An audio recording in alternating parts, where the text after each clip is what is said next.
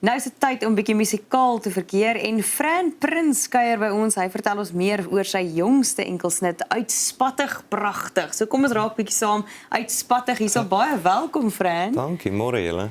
So vertel ons bietjie. Ek sien jy het op 15-jarige ouderdom besluit jy gaan begin gitaar speel.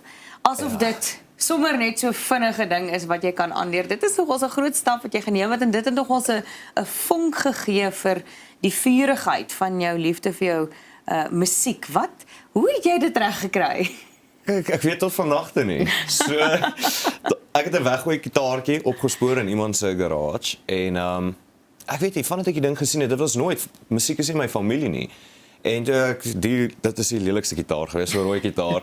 En ek het die ding opgetel en ek het hom net na 20 jaar nog weer neergesit nie, ek kon nie. Dit het net gebyt. Ek het nie geweet wat ek doen nie vir die eerste, kom ons sê 20 jaar, want dit voel nog steeds ek weet nie wat ek doen nie. Maar net geleer en die passie het gebyt en ek dink dit was 6 maande nadat ek die gitaar toe begin skryf kom. En ja, dit het net van iewers afgekom, ek weet tot vandag toe nie waar nie. So maak baie lief vir dit. Maar well done. Ja, Dankie, verseker. Wie was jou musiekheld of nou wat musiek het jy geluister toe jy groot geword het? Glo dit of nee, as jy na vandag my musiek luister, sal jy dit nie sê nie, maar dit was baie Engels. So dit was Nirvana, Polisiekar, Kings of Leon, Bob Dylan. So dit was 'n hele mengelmoes van Engelse musiek. Glad nie die tipe musiek wat ek vandag maak nie. Ja, dis interessant. En toe het jou debuut Hoogtyd in 2022 gekom, eintlik in 'n onwaarskynlike tyd, nê, toe jy hartseer verlange selfondersoek beleef het. Wat het gemaak dat jy juis in daai tyd in 2022 jou pen en jou pyn opgetel het en besluit het jy gaan skryf? Ek dink dit was omstandighede. So Hoogtyd was so 'n jaar voor dit geskryf gewees. Maar ek het nog die hele tyd aangetraai ploeter met Engelse musiek en die Engelse musiek het nie nêrens heen gegaan nie. Toe was Hoogtyd daaraan besluit ek kom ons probeer. Kom ons kyk met die Afrikaans wat ons daarmee kan doen en van daar af kan ek nog nie terugkyk nie. Ek is baie baie dankbaar vir dit wat ek doen. Nou sedert hierdie debuut enkelsnit, hoe ervaar jy die industrie? Ag lieflik. Nee, ek geniet dit gehad uit. Dit is een groot klein familie as dit sin maak. So nee, dit is 'n mens voel baie keer soos 'n indringer. Ek dink in enige bedryf wat 'n mens nie regtig aan gewoond is nie en ook nie voor gaan leer het of iets nie, voel 'n mens maar half soos 'n indringer. So mens trap maar versigtig tot 'n mens agterkom ons is almal eintlik maar dieselfde. Ons het almal dieselfde storie, dieselfde pyn, dieselfde pad wat ons gestap het. So nee, ek geniet dit baie. Dit is vir my baie lekker. Wat geniet jy van die plekke waar jy optree en die mense? Is dit gesellig? Is daar vir jou verrassings in terme van die spesifieke plekke waartoe jy gaan? Ek dink die vraag beantwoord homself. Ek geniet die plekke en die mense. Die mense, om net te sien deur die land, hoeveel mense verskil, van Gauteng mense tot Limpopo mense, tot Mpumalanga mense, en dan die verskillende plekke. Vir my, ek's 'n padvoeltjie, ek love het om op die pad te wees, even na, ek weet nie hoeveel kilos het ons nou al gedoen nie, seker 30.000 kilos. Die travel, nuwe plekke sien, nuwe mense ontmoet, mense se stories hoor, daai is my absoluut die betaling vir dit wat ek doen. En musiek bring dit alles bymekaar. Bring dit alles bymekaar. Ja. So verkies jy op die verhoog wees of in die ateljee?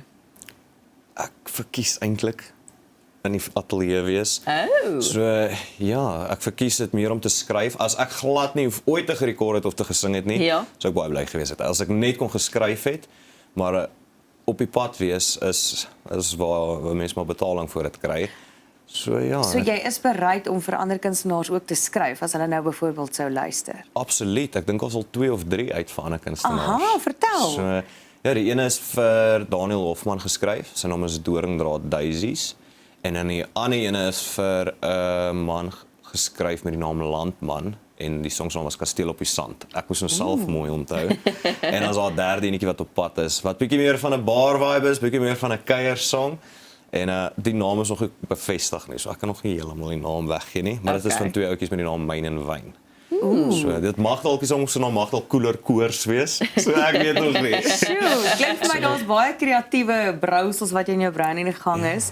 En jou musiek genre is ook redelik divers. Ek meen van iets soos Bitterblou wat meer van 'n ballade is tot Kroeg Cowboy saam met Ivan Roux wat meer van 'n kuiertreffer is. Waarmee wil jy graag aanhou of dalk selfs nuut eksperimenteer? Ek dink die nuutste enetjie is so ver soos wat ek teen toe aan sal eksperimenteer, want ons bietjie meer ek weet nie, happy. Maar my hart lê altyd by die dieper musiek, die bietjie meer beenmurg musiek, die musiek wat gewoonlik uit 'n plek van teleurstelling en seer uitkom. So as ek my sin kan kry, sal ek eerder die hartseer musiek vir altyd wil doen, maar mens kan nie altyd hartseer musiek doen nie. Daar's 'n mark, daar's 'n groot mark al buite. So ja, nee, hartseer musiek, sielsmusiek.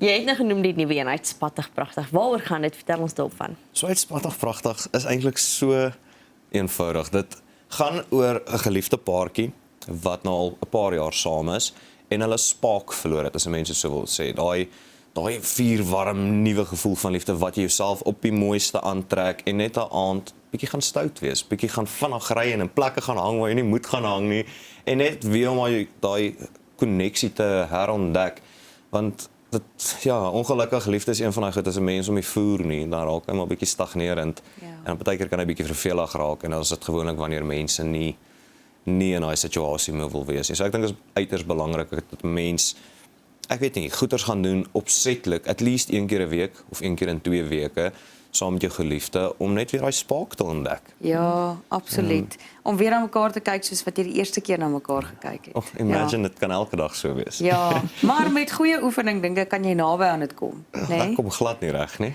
Maar ek probeer. Ek sê 'n bietjie touwys maak. Asseblief.